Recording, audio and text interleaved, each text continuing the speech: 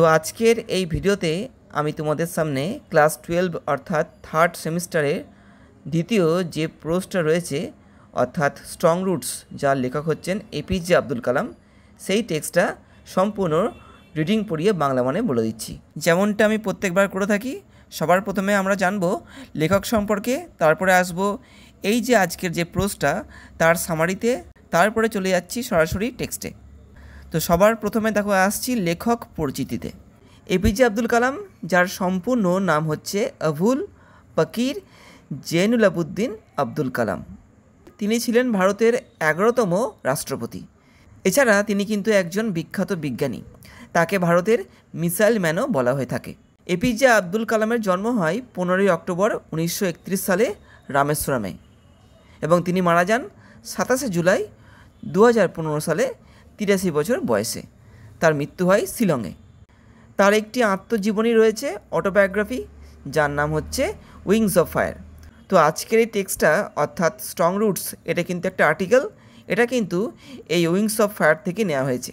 তো এপিজে আব্দুল কালাম তিনি কিন্তু বেশ কিছু অ্যাওয়ার্ড পেয়েছিলেন, সেগুলোর মধ্যে অন্যতম কিছু হচ্ছে ভারতরত্ন, পদ্মভূষণ, বীর সাভারকর ইত্যাদি।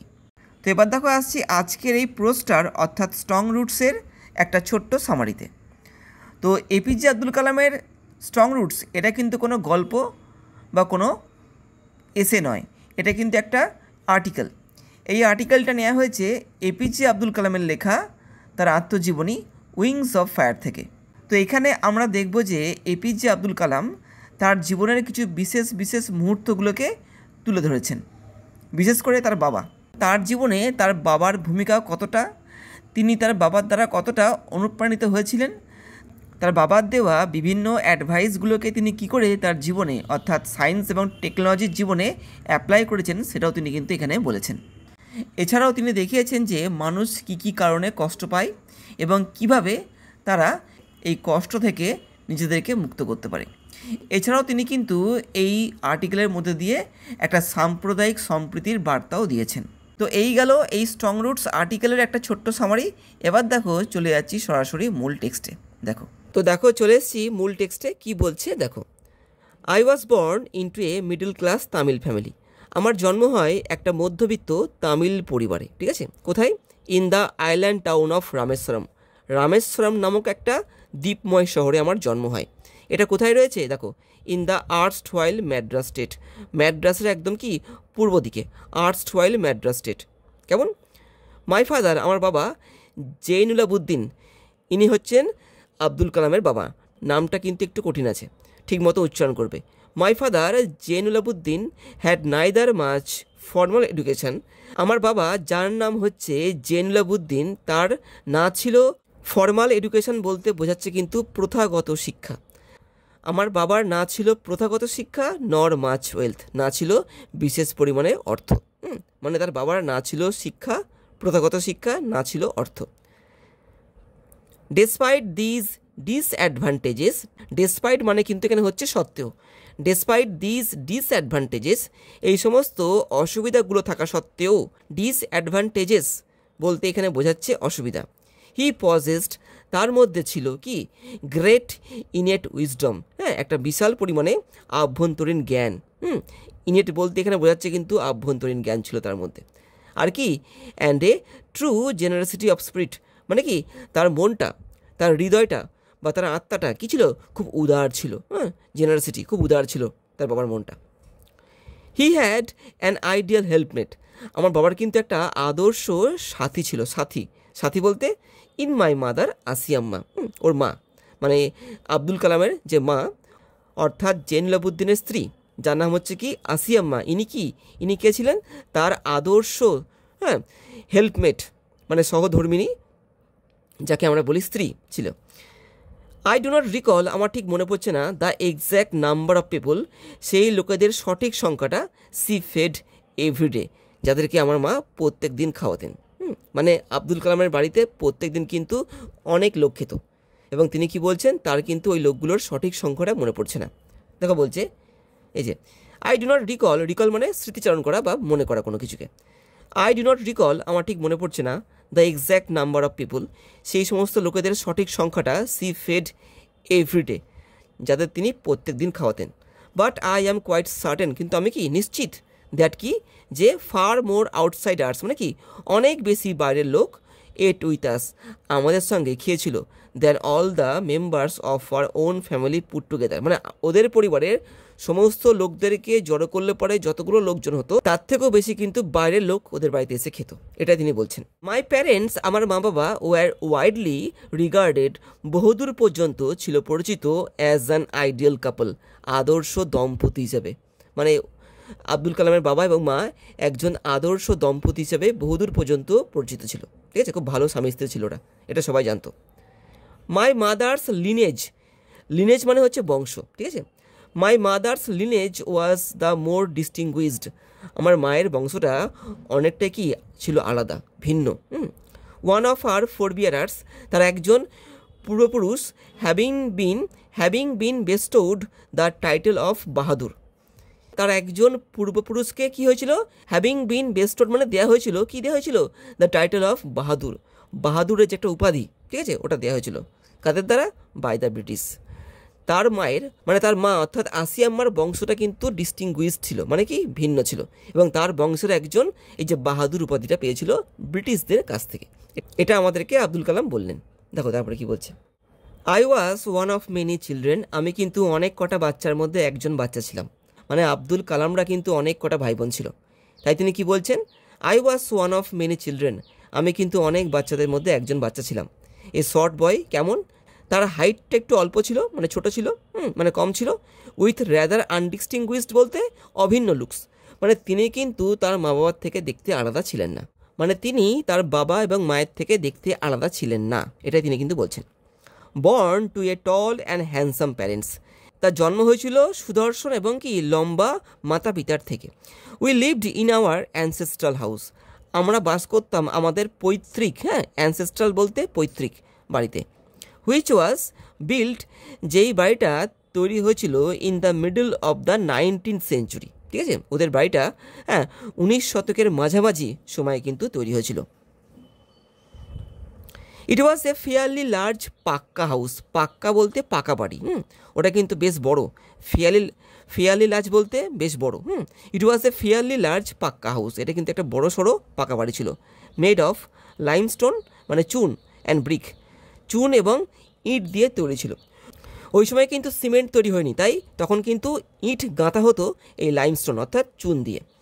On the mosque street in Rameswaram, রামেশ্বরমের মস্কিউ স্ট্রিটে ওদের বাড়িটা ছিল কিন্তু, ঠিক আছে, এই যে মস্কিউ স্ট্রিট এটা কিন্তু একটা রাস্তার নাম, এই রাস্তায় কিন্তু ওদের বাড়িটা ছিল, ঠিক আছে। দেখো তারপরে, মাই অস্টার ফাদার, আমার কঠোর সংযমী, অস্টার বলতে এখানে বোঝাচ্ছে কঠোর সংযমী, মাই অস্টার ফাদার, আমার কঠোর সংযমী পিতা, ইউজ টু অ্যাভয়েড মানে কি এড়িয়ে চলতেন, কি অল ইনএসেন্সিয়াল সমস্ত অপ্রয়োজনীয়, কমফোর্টস সুখ সুবিধা অ্যান্ড লাক্সারিস এবং সুখ তিনি কিন্তু এড়িয়ে চলতেন, মানে তার বাবা কিন্তু কখনো নবাবিপনা করতেন না। হাউএভার যাই হোক, অল নেসেসিটিস সমস্ত প্রয়োজনীয়গুলো ওয়ার প্রোভাইডেড দেওয়া হতো for in terms of food, medicine or clothing, কিন্তু এই যে তিনটে বিষয় ফুড, মেডিসিন এবং ক্লোদিং, এই তিনটে বিষয় কিন্তু কালাম এবং তার পরিবারের লোকেরা সবসময় ভালো পেত, মানে তার বাবা এই তিনটে বিষয় খুব ভালো ওদের দিতেন। ইনফ্যাক্ট সত্যি কথা বলতে আই উড সে, আমাকে বলতেই হবে কি, mine was a very secure childhood, আমার ছোটোবেলাটা কিন্তু খুবই সুনিশ্চিত ছিল, ঠিক আছে, কোন দিক থেকে, ম্যাটেরিয়ালি অ্যান্ড ইমোশনালি, ম্যাটেরিয়ালি বলতে খাবার, ওষুধপত্র, পোশাক আশাক, ঠিক আছে, থাকার জায়গা, আর ইমোশনালি বলতে ভালোবাসা, ঠিক আছে, এইটাকে বোঝাচ্ছে। তো এই দুটো বিষয়ে তিনি কি সবসময় কিন্তু ভালো পেয়েছিলেন, মানে এই দুটো বিষয় তার কিন্তু কখনো কোনো কিছু অভাব হয়নি। তাই বলছি এখানে আই উড সে, আমাকে বলতেই হবে, mine was a very secure childhood, আমার ছোটোবেলাটা খুব কিন্তু ভালো ছিল, কোন দিক থেকে, materially and emotionally. I normally at with my mother, আমি সাধারণত আমার মায়ের সঙ্গে খেতাম, কোথায়, সিটিং অন দ্য ফ্লোর, সে মেঝের ওপর বসে, অফ দ্য কিচেন রান্নাঘরের। সি উড প্লেস, তিনি রাখতেন এ ব্যানানা লিফ বিফোর মি, তিনি আমার সামনে একটা কলার পাতা রাখতেন, দক্ষিণ ভারতের লোকেরা কিন্তু কলার পাতায় বেশি খায়, তাই কী হতো, তার মা তার সামনে একটা কলার পাতা রাখতেন। অন হুইচ, যার উপরে সি দেন ল্যাটলেড রাইস, তিনি কী করতেন, ঢেলে দিতেন ভাত, অ্যান্ড অ্যারোমেটিক সাম্বার, একটা সুগন্ধি ডাল, a variety of serve homemade pickle, অনেক ধরনের ঝাল ঝাল ঘরের তৈরি আচার, আর কি, and a dollop of fresh coconut chutney, এবং কি এক থোকা, ডলপ মানে কিন্তু এক থোকা, ঠিক আছে, এক থোকা তাজা নারকলের চাটনি দিয়ে ওরা কিন্তু ভাত খেত। দ্য শিবা টেম্পল, সেই শিব মন্দিরটা, which made Rameswaram so famous to pilgrims, যেটা করে দিয়েছিল এই রামেশ্বরমকে খুব বিখ্যাত কাদের কাছে, তীর্থযাত্রীদের কাছে, ঠিক আছে, was about 10 minutes walk from our house, আমাদের বাড়ি থেকে 10 মিনিটের হাঁটার দূরত্বে কিন্তু এই রামেশ্বরমের শিব মন্দিরটা ছিল। নামটা বুঝতে পারছো শহরের, রামেশ্বরম, এটা কিন্তু শিবের একটা নাম, কেমন, তো এই নামেই কিন্তু এই শহরের নামটা হয়েছে। তো ওই শিব মন্দিরটা এপিজে আব্দুল কালামের বাড়ি থেকে 10 মিনিটের হাঁটার দূরত্বে ছিল, এটা তিনি বলছেন। আওয়ার লোকালিটি ওয়াজ প্রিডমিনেন্টলি মুসলিম, মানে আমাদের এলাকাটা কি মুসলিম অধ্যুষিত ছিল, মানে ওখানে মুসলিমদের সংখ্যাটা বেশি ছিল, এটাই বলছেন তিনি। But there were quite a lot of Hindu families too, কিন্তু ওখানে কি বেশ কিছু হিন্দু পরিবারও থাকতো। লিভিং অ্যামিকেবলি, বাস করত বন্ধুত্বপূর্ণভাবে, উইথ দেয়ার মুসলিম নেবার্স, তাদের মুসলিম প্রতিবেশীদের সঙ্গে। There was a very old mosque, mosque মানে কিন্তু মসজিদ, there was a very old mosque in our locality, ঠিক আছে, আমাদের এলাকায় একটা খুব পুরনো মসজিদ ছিল, হোয়ার, যেখানে my father would take me, যেখানে আমার বাবা আমাকে নিয়ে যেতেন ফর ইভিনিং পিরিয়ডস, ঠিক আছে, সন্ধ্যের নামাজের জন্য বা প্রার্থনার জন্য। I had not the faintest idea, আমার কিন্তু এক চুলো মানে কি একটুখানিও ধারণা ছিল না, of the meaning of the Arabic prayer, মানে কি আরবি ভাষায় মানে উর্দু ভাষায় যে সমস্ত প্রার্থনাগুলো করা হতো বা নামাজ পড়া হতো, ওই সমস্ত বিষয়ে কিন্তু কালামের তখন কোনো ধারণা ছিল না, ও কিন্তু কিছু বুঝতো না যে ভাষাগুলো কি বলছে, এগুলোর অর্থ কী, তিনি কিন্তু ওগুলো কিছু বুঝতেন না। চ্যান্টেড মানে যেগুলো বলা হতো, আওড়ানো হতো, হ্যাঁ, মুখে মুখে এগুলো বলা হয়, তো ওগুলো শুনে তিনি কিন্তু কিছুই বুঝতেন না, এটাই বলছে। But I was totally convinced, কিন্তু আমি সম্পূর্ণ সহমত পোষণ করতাম, মানে কি আমি জানতাম কি, দ্যাট দে রিচড গড, ওই যে প্রার্থনাগুলো ওগুলো কি ঈশ্বরের কাছে মানে আল্লাহর কাছে পৌঁছাই, ওটা তিনি কিন্তু বিশ্বাস করতেন। When my father came out of the mosque, যখন আমার বাবা বেরিয়ে আসতেন সেই মসজিদ থেকে, আফটার দ্য প্রেয়ার্স, প্রার্থনার পরে বা নামাজের পরে, পিপল অফ ডিফারেন্ট রিলিজিয়ান্স, বিভিন্ন ধরনের মানুষেরা, উড বি সিটিং আউটসাইড, বসে থাকতেন ওই মস্কিউর বাইরে মানে ওই মসজিদের বাইরে, ওয়েটিং ফর হিম, আমার বাবার জন্য অপেক্ষা করতেন। মেনি অফ দেম, তাদের মধ্যে অনেকেই, অফার্ড বোলস অফ ওয়াটার, দিত জলের পাত্র, টু মাই ফাদার, আমার বাবাকে। তাদের মধ্যে অনেকেই কি দিত তার বাবাকে, জলের পাত্র দিত। ওই যে লোকগুলো যারা অপেক্ষা করতো মসজিদের বাইরে কালামের বাবার জন্য, তারা কি আনতো, বেশিরভাগ লোকেরা হাতে করে জলের পাত্র নিয়ে আসতো এবং ওই জলের পাত্রটা তার বাবাকে দিত। দেখো তারপরে কি হতো, তো many of them offered bowls of water to my father, who would dip his fingertips, তিনি কী করতেন, তার একটা আঙুলের ডগাটা, ঠিক আছে, আঙুলের ডগাটা ওই জলের পাত্রগুলোর মধ্যে চুবাতেন। দেখো এখানে বলছে who would dip his fingertips, তিনি কী করতেন, তার আঙুলের মাথাটা চুবাতেন, ঠিক আছে, ইন দেম, ওই জলের পাত্রগুলোতে, অ্যান্ড সে এ প্রেয়ার, এবং কি একটা প্রার্থনা তিনি বলতেন। This water was then carried home, তারপরে কী হতো, ওই জলটা নিয়ে যাওয়া হতো ফর ইনভ্যালিডস, বাড়িতে কাদের জন্য, অসুস্থ লোকেদের জন্য। তো অনেকেই কিন্তু এইভাবে মসজিদে একটা জলের পাত্র নিয়ে যায়, ওখানে যিনি থাকেন প্রধান তার কাছে নিয়ে যান, তিনি ওই জলের মধ্যে আঙুল দিয়ে একটা প্রেয়ার একটা মন্ত্র বলেন এবং ওই জলটা পোড়া হয়ে যায় এবং সেই জলটাকে বাড়িতে যদি কেউ থাকে অসুস্থ তাকে খাওয়ানো হয়। এটা কিন্তু অনেক জায়গাতে হয়ে থাকে। তো এটাই কিন্তু বলা হচ্ছে এখানটাতে। তো এখানে কিন্তু ইনভ্যালিডস বলতে অসুস্থ লোকেদের কথা বলা হচ্ছে। I also remember people visiting our home, আমার কিন্তু মনে আছে লোকেরা আসতো আমাদের বাড়িতে, টু অফার থ্যাঙ্কস মানে কি ধন্যবাদ জ্ঞাপন করতে বা জানাতে, আফটার বিং কিউড সুস্থ হয়ে যাওয়ার পরে ওই যে জলটা ওটা গিয়ে যখন খাওয়ানো হতো ওই অসুস্থ লোকগুলোকে, তারা যখন সুস্থ হয়ে যেত তখন তারা কিন্তু কালামের বাড়িতে আসতো ধন্যবাদ জানাতে। ফাদার অলওয়েজ স্মাইল্ড, বাবা কী করতেন সবসময় হাসতেন, অ্যান্ড আস্ক দেম, তাদেরকে বলতেন, কি বলতেন, টু থ্যাঙ্ক আল্লাহ, যে তোমরা যেন আল্লাহকে ধন্যবাদ জানাও, দ্য মার্সিফুল, মার্সিফুল বলতে যে হচ্ছে ক্ষমাশীল। আল্লাহ সবাইকে ক্ষমা করে দেন। যা কিছু করেছেন ওটা কিন্তু আল্লাহ করেছেন, আমি কিছু করিনি। তাই তিনি কি বলতেন, যে আল্লাহকে ধন্যবাদ জানাও, তাকে নয়। এতদূর। The high priest of Rameswaram temple, সে প্রধান পুরোহিত, প্রিস্ট মানে কিন্তু এখানে পুরোহিতের কথা বলা হচ্ছে। The high priest of Rameswaram temple, ওই রামেশ্বরম মন্দিরে সবথেকে বড় যে পুরোহিত, কি নাম, পক্ষী লক্ষ্মণ শাস্ত্রী, এই লোকটা হচ্ছে ওই মন্দিরের প্রধান পুরোহিত। কেমন, ওয়াজ এ, পুরোহিত বলতে যে পুজো করে, was a very close friend of my father's, এই লোকটা কি কালামের বাবার খুব কাছের বন্ধু ছিলেন। কে, পক্ষী লক্ষ্মণ শাস্ত্রী, এ কি, এ হচ্ছে কালামের বাবার খুব কাছের বন্ধু ছিলেন। One of the most vivid memories, একটা অন্যতম ঝকঝকে স্মৃতি, অফ মাই আর্লি চাইল্ডহুড, আমার ছোটোবেলাকার প্রথমকার সময়ের, is of the two men, সেটা কি, এই দুজন লোককে নিয়ে। কালামের ছোটোবেলার যে সমস্ত ঘটনাগুলো মনে রয়েছে তার মধ্যে একটা ঘটনা হচ্ছে এই দুটো লোককে নিয়ে। দুটো লোককে, একজন হচ্ছে পক্ষী লক্ষ্মণ শাস্ত্রী আর একজন হচ্ছে তার বাবা জেনুলাবুদ্দিন। তো এখানে দেখো বলছে one of the most vivid memories, একটা অন্যতম ঝকঝকে স্মৃতি, অফ মাই আর্লি চাইল্ডহুড, আমার ছোটোবেলাকার প্রথমকার দিনে, কি, is of the two men, সেটা হচ্ছে কি এই দুটো লোককে নিয়ে। ইচ ইন ট্র্যাডিশনাল অ্যাটায়ার, এরা কী করতো, এরা কিন্তু এদের প্রথাগত পোশাকগুলো পরতো। প্রথাগত বলতে এই যে পক্ষী লক্ষ্মণ শাস্ত্রী একটা পুরোহিত ছিল, তো পুরোহিতরা যেরকম পোশাক পরে পুজো করতে যান সেরকম কিন্তু পোশাক পরতেন এই যে ভদ্রলোক, ঠিক আছে। এবং তার বাবা অর্থাৎ জেনুলাবুদ্দিন, তিনি কিন্তু তার ধর্ম অনুযায়ী যে পোশাক থাকে, প্রথাগত পোশাক, সেটা তিনি কিন্তু পরতেন। তো এই ব্যাপারটাই কিন্তু কালাম আমাদেরকে এখানে বলছেন। নিয়ে কি, এখানে কিন্তু অ্যাটায়ার মানে কিন্তু পোশাক, কেমন, ট্র্যাডিশনাল অ্যাটায়ার বলতে একটা প্রথাগত যে পোশাক রয়েছে, মুসলিমদের যে পোশাক রয়েছে প্রথাগত সেই পোশাকটা, আর একটা পুরোহিতের যে পোশাক থাকে প্রথাগত, মানে যে পোশাকটা পরে সেই পুরোহিত পুজো করে, সেই পোশাকটা কিন্তু এই পক্ষী লক্ষ্মণ শাস্ত্রী পরতেন। তো এই কথাটাই কিন্তু এখানে বলা হচ্ছে। ডিসকাসিং স্পিরিচুয়াল ম্যাটার্স, তারা কি করতো, তার বাবা এবং এই যে পুরোহিতটা, এরা কি করতো, কিছু স্পিরিচুয়াল মানে কি, আধ্যাত্মিক বিষয় নিয়ে তারা কিন্তু আলাপ আলোচনা করতেন। ডিসকাসিং মানে আলাপ আলোচনা করা, ঠিক আছে। স্পিরিচুয়াল ম্যাটার্স, আধ্যাত্মিক বিষয় তারা কিন্তু আলাপ আলোচনা করতেন।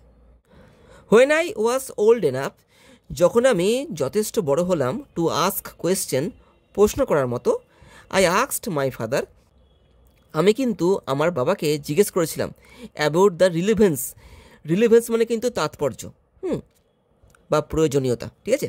তো বলছে I asked my father about the relevance of prayer, মানে প্রার্থনা কেন করা হয়, প্রার্থনার তাৎপর্য কী, এই বিষয়ে কিন্তু আমি আমার বাবাকে জিজ্ঞেস করেছিলাম। মাই ফাদার টোল্ড মি, আমার বাবা আমাকে বলেছিলেন, there was nothing mysterious about prayer, এই প্রার্থনাকে নিয়ে কিন্তু কোনো রকম কোনো রহস্য নেই। রেদার, বরং প্রেয়ার মেড পসিবল এ কমিউনিয়ন, বরং কি এই প্রার্থনা কি করে, একটা সংযোগ সাধন করে বা একটা ইউনিটি তৈরি করে, অফ স্পিরিটস, আত্মার মধ্যে, বিটুইন পিপল, মানুষের মানুষের সঙ্গে মানুষের আত্মার একটা সম্পর্ক বা যোগাযোগ বা ইউনিটি তৈরি করে এই প্রার্থনা। হোয়েন ইউ প্রে, তিনি বলতেন কালামকে, যখন তুমি প্রার্থনা করবে, হি সেড, তিনি বলতেন, ইউ ট্রান্সেন্ড ইউর বডি, তুমি তোমার শরীরটা পার করে চলে যাও, মানে তখন তোমার আত্মাটা কিন্তু তোমার শরীরের মধ্যে কি আবদ্ধ থাকে না, ঠিক আছে, এটা বলছে। You transcend your body and become a part of the cosmos, এবং কি তোমার আত্মাটা কি হয়, এই যে কসমস, কসমস বলতে মহাবিশ্ব, পৃথিবীর বাইরে যা রয়েছে, অন্তরিক্ষ বা স্পেস যেটাকে বলা হয়। তো তিনি কি বলতেন, যখন তুমি প্রার্থনা করবে তখন তোমার আত্মাটা কিন্তু তোমার শরীরের মধ্যে আবদ্ধ থাকবে না, ওটা কি, ওটা কিন্তু এই মহাবিশ্বের একটা অংশ হয়ে যাবে, এটা তিনি বলতেন। হুইচ নোজ নো ডিভিশন, যে কসমসটা কি কোনো রকম কোনো বিভাজন বোঝে না, কিসের বিভাজন, অফ ওয়েলথ, অর্থের, এজ, বয়সের, কাস্ট, জাতির, অর ক্রিড, এবং কি সংস্কৃতির। তো মানুষ যখন মারা যাবে তখন কিন্তু সবাই এক জায়গাতেই যাবে, এমন নয় যে ধর্ম, জাতি, সংস্কৃতি অনুযায়ী সবাই ভিন্ন ভিন্ন জায়গায় যাবে, সবাই কিন্তু আমরা এক জায়গাতেই যাব। যত কিন্তু বিভাজন সব কিন্তু আমাদের এই পৃথিবীতেই, মৃত্যুর পর কিন্তু এই সমস্ত থাকে না, এই সমস্ত কিছু কিন্তু বিচার করা হয় না। এটাই তিনি বলছেন দেখো আবার বলছি, when you pray he said, তিনি বলতেন, ইউ ট্রান্সেন্ড ইউর বডি, তুমি পার করে যাবে তোমার শরীরটাকে, and became A part of the cosmos, এবং কি এই মহাবিশ্বের একটা অংশ হয়ে যাবে, হুইচ নোজ নো ডিভিশন, যেখানে নেই কোনো পার্থক্য কিসের, অফ ওয়েলথ অর্থের, এজ বয়সের, কাস্ট জাতির, অর ক্রিড এবং কি সংস্কৃতির। মাই ফাদার কুড কনভে, আমার বাবা ব্যাখ্যা করতে পারতেন, কনভে মানে প্রকাশ করা বা ব্যাখ্যা করা, ঠিক আছে। My father could convey complex spiritual concepts, জটিল আধ্যাত্মিক বিষয়গুলোকে, ঠিক আছে, ইন ভেরি সিম্পল, খুব সহজভাবে। তার বাবা জটিল আধ্যাত্মিক বিষয়গুলোকে খুব সহজভাবে ব্যাখ্যা করতে পারতেন। ডাউন টু আর্থ তামিল মানে কি স্থানীয় তামিল ভাষায়, কেমন, ডাউন টু আর্থ তামিল বলতে স্থানীয় তামিল ভাষায় তিনি কিন্তু কি এই সমস্ত কমপ্লেক্স স্পিরিচুয়াল ব্যাপারগুলোকে সহজভাবে বলতে পারতেন, বুঝিয়ে দিতে পারতেন বা ব্যাখ্যা করতে পারতেন।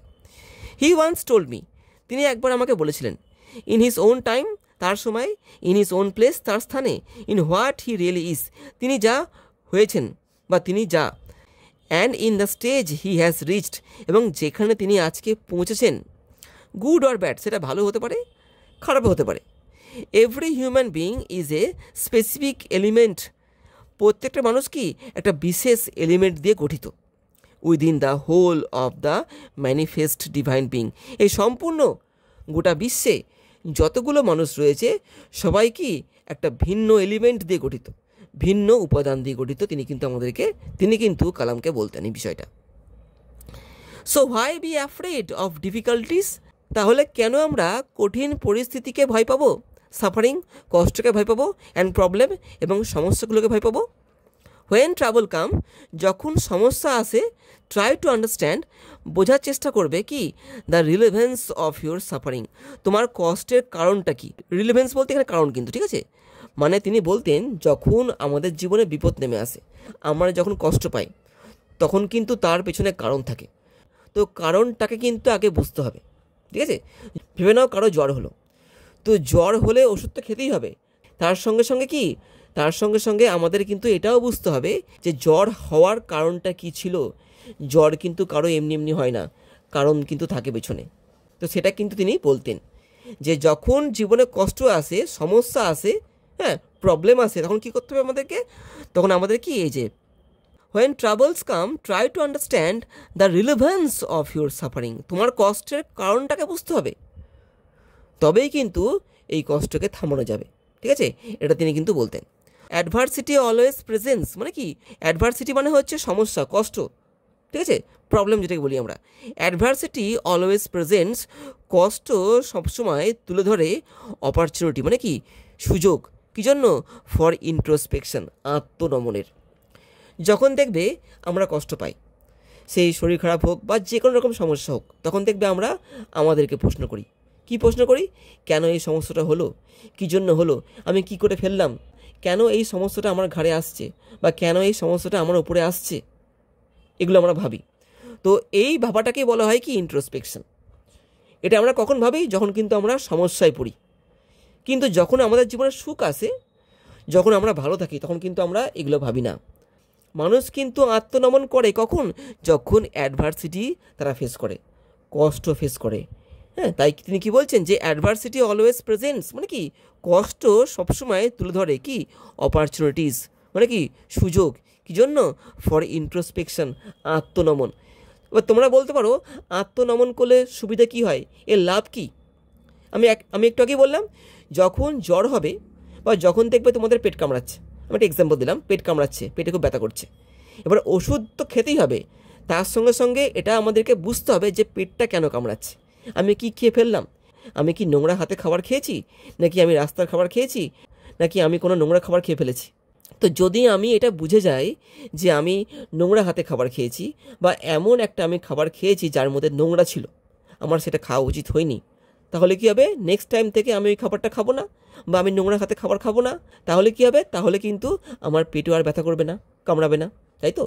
তো কষ্ট এলে পরে কিন্তু কষ্টের কারণটাকে আগে বুঝতে হবে, সেটার সমাধান খোঁজার আগে কিন্তু আমাদের আগে বুঝতে হবে যে কষ্টটা কেন এলো। তাহলে কী হবে, তাহলে এবারে পরবর্তীকালে সেই কষ্টটা আর আসবে না, যদি আমরা আগে থেকে ওর কারণটাকে বুঝে যাই যে এই জন্য এটা হচ্ছে। তো তিনি কিন্তু এটাই বলতেন, adversity always presents opportunities for introspection. কষ্ট আমাদের সুযোগ করে দেয় কিসের? আত্মনমনের।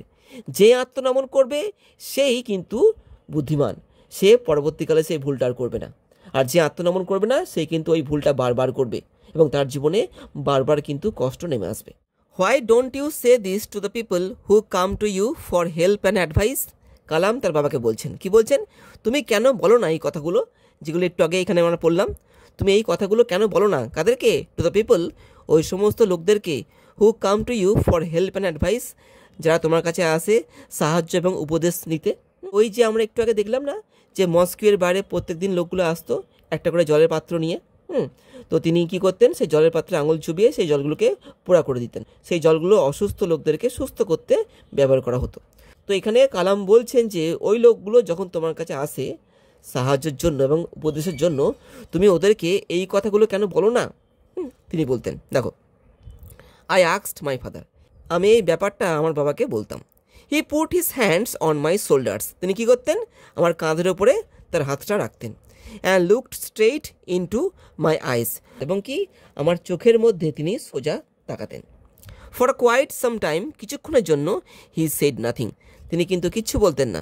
অ্যাজ ইফ, যেন, অ্যাজ ইফ মানে যেন, হি ওয়াজ জাজিং, তিনি যেন মেপে নিচ্ছেন মাই ক্যাপাসিটি, আমার ক্ষমতাটাকে, ঠিক আছে, টু কম্প্রিহেন্ড হিজ ওয়ার্ডস, আমি বুঝতে পারবো কি না তার কথাগুলোকে। কম্প্রিহেন্ড মানে কিন্তু আন্ডারস্ট্যান্ড বা বোঝা, মানে তিনি এবার কালামকে যে কথাগুলো বলতে যাবেন বা বলবেন সেই কথাগুলো কালাম আদৌ বুঝতে পারবে কিনা, কালামের মধ্যে সেই ক্ষমতাটা মানে ক্যাপাসিটি আছে কিনা, এটা কি, এটা কিন্তু কালামের বাবা তার চোখের মধ্যে তাকিয়ে সেটাকে মেপে নিতেন। দেখো তারপর কি বলছে, দেন হি অ্যান্সার, তারপরে তিনি কি উত্তর দিতেন, ইন এ লো, একটা নিচু ডিপ ভয়েস, গভীর গলায়। হিস অ্যান্সার, তার উত্তরটা, ফিল্ড উইথ মি, আমাকে ভরিয়ে দিত, উইথ এ স্ট্রেঞ্জ এনার্জি, একটা অদ্ভুত শক্তিতে, অ্যান্ড এনথাসিয়াজম মানে কি একটা গভীর আগ্রহে, একটা শক্তিতে আমাকে ভরিয়ে দিত।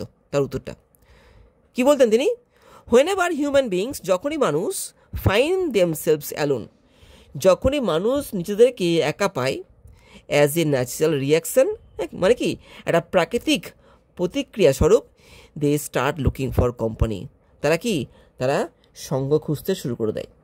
মানুষ হচ্ছে সমাজবদ্ধ জীব, মানুষ কিন্তু একা থাকতে পারে না। মানুষ সমস্যায় পড়লে কিন্তু কি অন্যের সাহায্য বা অন্যের দ্বারস্থ হয় সাহায্যের জন্য। তো সেটা তিনি বলেছেন, দেখো এখানে,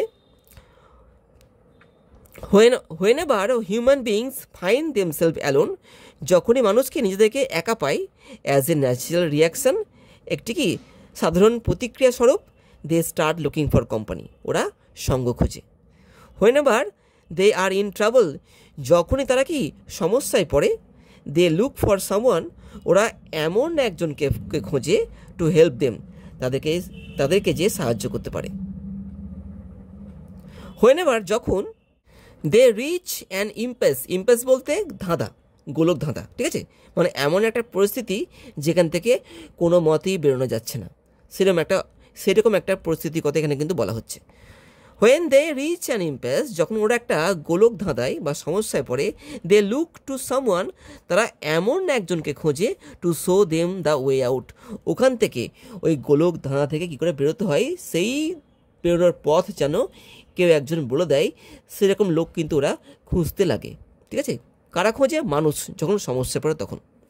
every recurrent anguish, longing and desire, প্রত্যেকটা বর্তমান কষ্ট, চাওয়া পাওয়া এবং কামনা, finds its own special helper, সে কী করে? তার নিজের বিশেষ কি সাহায্যকারীকে খোঁজে। এই কথাটার অর্থ কী দেখো বলছি। এখানে বলতে চাইছে, দেখো, যখন দেখবে আমরা সমস্যায় পড়ি তখন কি করি? আমরা কিন্তু আমাদের মা বাবার কাছে যাই, তাই তো? যখন পড়াশোনার বিষয়ে আমরা সমস্যায় পড়ি তখন আমরা কি করি? আমরা আমাদের স্যার বা ম্যাডামের কাছে যাই। এরকমভাবে আমাদের জীবনে কিন্তু বিভিন্ন রকম সমস্যা আসে, তখন আমরা কিন্তু ওই সমস্যার জন্য কিন্তু বিভিন্ন রকম ব্যক্তির কাছে যাই, সেখান থেকে উদ্ধার পাওয়ার জন্য। সেটা কি হতে পারে? সেটা সমস্যা হতে পারে, সেটা চাপ পাওয়া হতে পারে, আবার সেটা কিন্তু কামনাও হতে পারে। ঠিক আছে, এই যে বিষয়গুলো এগুলো কিন্তু আমাদের মধ্যে থাকে এবং এগুলোকে কেন্দ্র করে আমরা বিশেষ বিশেষ মানুষের দ্বারা এই কাজগুলো সম্পূর্ণ করতে পারি। এটাই বলছি এখানটাতে। দেখো তারপরে বলছি, for the people who come to me in distress, distress মানে কষ্টে, ওই সমস্ত লোকগুলো যারা আমার কাছে আসে কষ্টে পেয়ে বা কষ্টে পড়ে, I am but A go between in their effort, আমি কি করি, আমি তাদের মধ্যে, আমি তাদের প্রচেষ্টার মধ্যে কি মধ্যস্থতা, গো বিটুইন মানে আমি মধ্যস্থতা করার চেষ্টা করি, ঠিক আছে।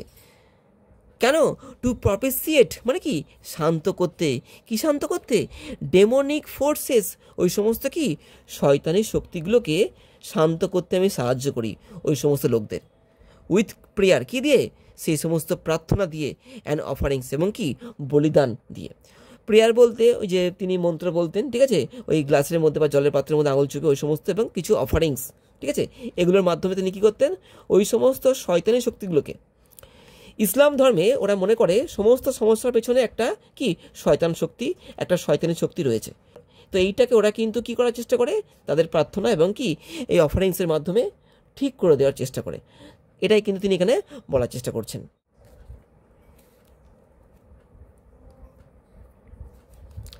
This is not a correct approach at all, এই যে কাজটা যেটা কালামের বাবা করতেন ওই লোকগুলোকে সাহায্য করার মাধ্যমে বা মধ্যে দিয়ে, এটা কি, এটা কিন্তু আদৌ কিন্তু সঠিক কি কাজ ছিল না, তিনি বলতেন।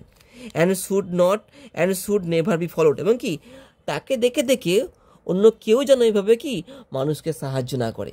এবার তোমরা বলবে কেন, মানুষকে সাহায্য করাটা তো ভালো জিনিস, তাই না, মানুষকে না, এখানে কিন্তু একটু সমস্যা আছে।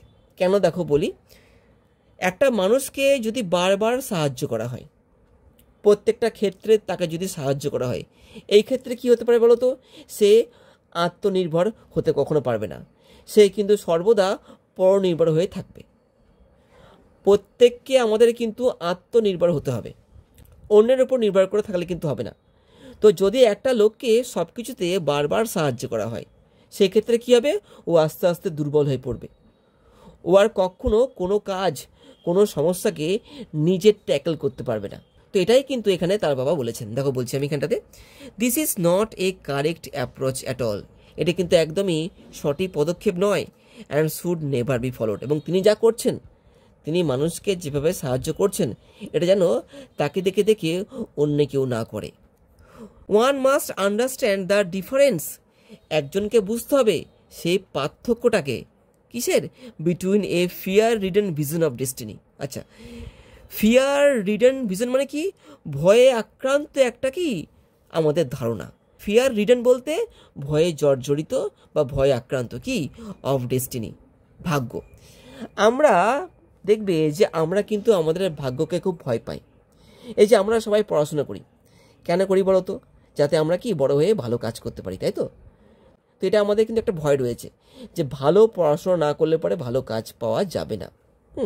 এর অর্থ কি, আমাদের ভবিষ্যৎটা ইনসিকিউর হয়ে যেতে পারে, এটা কিন্তু আমাদের প্রত্যেকের মধ্যে একটা ভয় রয়েছে। তো আমরা কিন্তু আমাদের কপাল বা ডেস্টিনিকে কিন্তু খুব ভয় পাই। তো এটাই কিন্তু এখানে বলা হচ্ছে, one must understand the difference between A fear ridden vision of destiny, ঠিক আছে। আমরা যে আমাদের ভাগ্যকে বা আমাদের কপালকে যে ভয় পাই, সেটা কিন্তু আমাদেরকে বুঝতে হবে। আর কি, and the vision that enables us, এবং কি সেই যে দৃষ্টিকোণটা যেটা কি আমাদেরকে বাধ্য করে কি, to seek the enemy of fulfilment within our self, কী করতে, প্রত্যেকটা জিনিসকে যে ফুলফিল আমরা করতে চাই, যে জিনিসটা আমাদেরকে বাধ্য করে আমাদের সমস্ত কামনা বাসনাগুলোকে ফুলফিল করতে, সেই বিষয়টা কিন্তু আমাদেরকে বুঝতে হবে। যদি আমরা আমাদেরকে নিয়ন্ত্রণ করে ফেলি, যদি আমরা আমাদেরকে কন্ট্রোল করতে শিখে যাই, তখন দেখবে আমাদের জীবনে সমস্যা আসা আস্তে আস্তে কমে যাবে। আমাদেরকে আত্মনির্ভর হতে হবে। এইগুলোই হচ্ছে আমাদের জীবনে সমস্যার কারণ। একটা হচ্ছে কি, এই যে fear ridden vision of destiny, মানে কি আমরা আমাদের কপালকে বা আমাদের ভাগ্যকে খুব ভয় পাই, এই বিষয়টা। আরেকটা কি, এই যে আমাদের মধ্যে যে একটা শক্তি রয়েছে, এনিমি আছে, যে কি করে, যে আমাদের কি করে সব সময় আমাদের মধ্যেকার সমস্ত চাওয়া পাওয়াগুলোকে ফুলফিল করতে আমাদেরকে বাধ্য করে, ঠিক আছে। এই দুটো বিষয়কে কিন্তু আমাদেরকে বুঝতে হবে। যদি আমরা এই দুটো বিষয়কে কন্ট্রোল করতে পারি, তাহলে দেখা যাবে যে আমরা কিন্তু আর কষ্ট পাবো না বা আমাদের জীবনে আর কষ্ট নেমে আসবে না। এটাই কিন্তু কালামের বাবা কালামকে বলেছিলেন। I remember my father starting his day, আমার মনে আছে আমার বাবা তার দিনটা শুরু করতেন কখন, অ্যাট 4 AM, একদম হ্যাঁ, ভোরের আগে কিন্তু 4টের সময়, ঠিক আছে, বাই রিডিং দ্য নামাজ পড়ে। নামাজ পড়ে তিনি কিন্তু তার দিন শুরু করতেন। বিফোর ডন, ভোরের আগে কিন্তু, ঠিক আছে, ভোরের আগে নামাজ পড়ে তিনি কিন্তু তার দিনটা শুরু করতেন। আফটার দ্য নামাজ পড়ার পরে he use to walk down, তিনি হেঁটে চলে যেতেন কোথায়, two a small coconut Grove মানে কিন্তু বাগান, তিনি একটা ছোট্ট নারকেলের বাগানে চলে যেতেন। উই ওন, যেটা আমাদেরই ছিল, ওন বলতে মালিকানা থাকা, ঠিক আছে, মালিকানা থাকা। About 4 Miles from our home, আমাদের বাড়ি থেকে প্রায় 4 মাইল দূরে। এই সমস্ত বিষয়গুলো তোমরা কিন্তু মাথায় রাখবে, ঠিক আছে, তোমাদের কিন্তু এমসিকিউ আসবে, তাই এই সমস্ত খুঁটিনাটি বিষয়গুলো তোমাদের কিন্তু মাথায় রাখতে হবে। এই আর কি।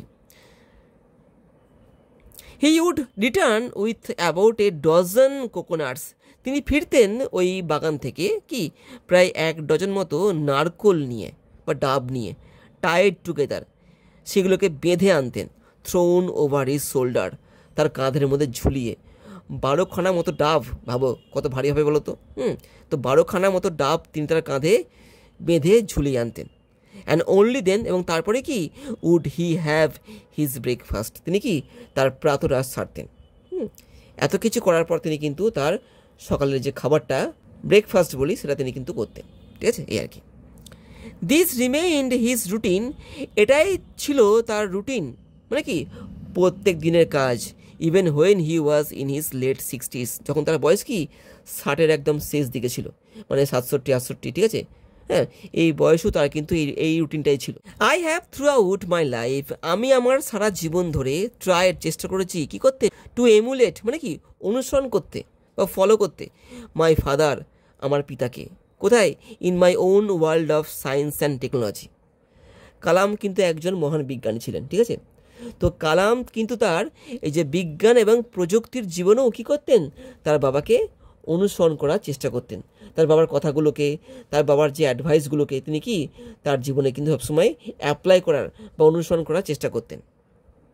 আই হ্যাভ এন্ডেভোর্ড, মানে কি আমি চেষ্টা করেছি, টু আন্ডারস্ট্যান্ড, মানে কি বোঝার, দ্য ফান্ডামেন্টাল ট্রুথ, সেই সমস্ত মৌলিক সত্যগুলোকে, রিভিল টু মি, যেগুলো কি আমার কাছে প্রকাশ করা হয়েছিল বাই মাই ফাদার, আমার বাবার দ্বারা।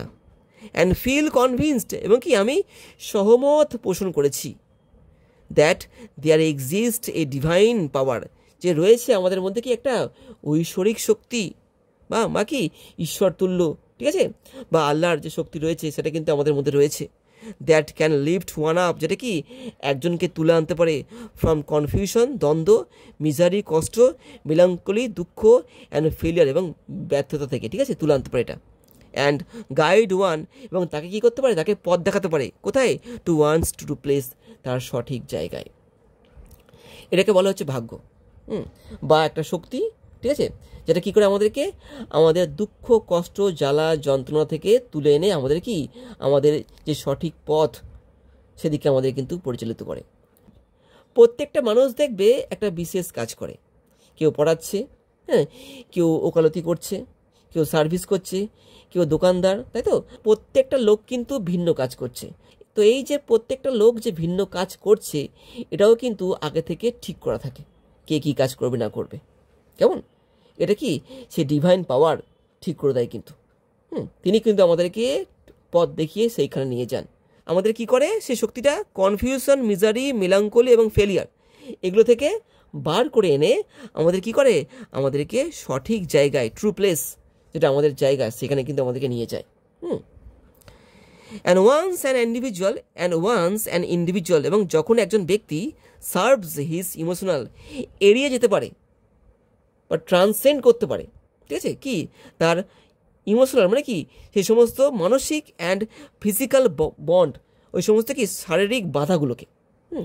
আমাদের জীবনে 2 ধরনের বাধা আছে, একটা হচ্ছে মানসিক আর একটা হচ্ছে শারীরিক। মানসিক বলতে যেমনটা দেখবে কোনো কাজ তোমরা করতে যাচ্ছ, মনে হলো দূর আজকে করবো না, কালকে যাব, আজকে ভালো লাগছে না, কালকে যাব। তো এই যে ব্যাপারটা, এটা কিন্তু একটা মানসিক বাধা। আর শারীরিক বলতে ভেবে নাও কারোর শরীর খারাপ করলো, শরীরটা ভালো নেই, সে আজকে কাজটা করতে পারছে না, তো এটাও কিন্তু এক ধরনের বাধা, ঠিক আছে। তো আমাদের কিন্তু এই সমস্ত কি মানসিক এবং শারীরিক যে বাধাগুলো রয়েছে এগুলোকে পার করে যেতে হবে। এগুলোর জন্য আমরা কিন্তু আটকে থাকতে পারি না। এগুলো কি করে, আমাদের জীবনে এসে আমাদেরকে আরও পিছিয়ে দেয়। তো এগুলোকে কি করতে হবে, আমাদেরকে এগুলোকে সরিয়ে ফেলতে হবে, এগুলোকে পার করে দিতে হবে, এগুলোকে কোনো রকম কোনো গুরুত্ব দিলে হবে না যদি আমরা আমাদের জীবনে সাকসেস পেতে চাই। তো যদি সে এই সমস্ত বাধাগুলোকে কাটিয়ে উঠতে পারে তাহলে কি হবে, he is on the road of freedom. সে কোন পথে হাঁটবে, সে স্বাধীনতার পথে হাঁটবে, হ্যাপিনেস সুখের পথে হাঁটবে, অ্যান্ড কি পিস অফ মাইন্ড এবং কি মানসিক শান্তির পথে সে কিন্তু হাঁটবে। যদি সে কি করে, যদি সে এই সমস্ত ইমোশনাল এবং কি ফিজিক্যাল বন্ডগুলোকে, যেগুলো কি করে, যেগুলো আমাদের জীবনে কষ্টকে ডেকে আনে, আমাদের জীবনে ফেলিয়ারকে ডেকে আনে, ঠিক আছে, এগুলোকে যদি একজন ব্যক্তি পার করে যেতে পারে, এগুলোকে সে যদি পাত্তা না দেয়, যদি গুরুত্ব না দেয়, সেই ক্ষেত্রে কি সে অবশ্যই স্বাধীন হবে, সুখী হবে এবং কি সে পিস অফ মাইন্ড পাবে। ঠিক আছে, তো কালামের বাবা আমাদের কিন্তু এই সমস্ত উপদেশগুলো এখানে দিলেন, যেগুলো যেগুলো সত্যিই খুবই গুরুত্বপূর্ণ।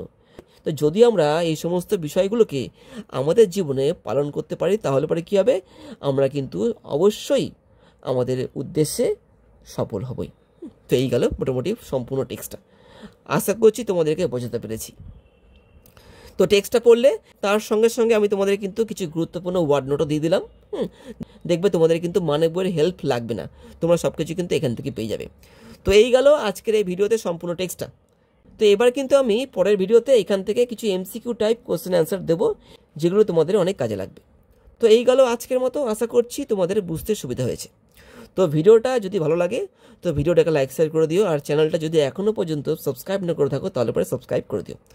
সঙ্গে থেকো, পরবর্তীকালে আরও অনেক বিষয় আমি আলোচনা করব ক্লাস 12 অর্থাৎ 3rd সেমিস্টারের বিভিন্ন বিষয় নিয়ে। তো আজকে থাকলো এখানেই, আবার দেখা হবে পরের ভিডিওতে। ভালো থেকো, বাই।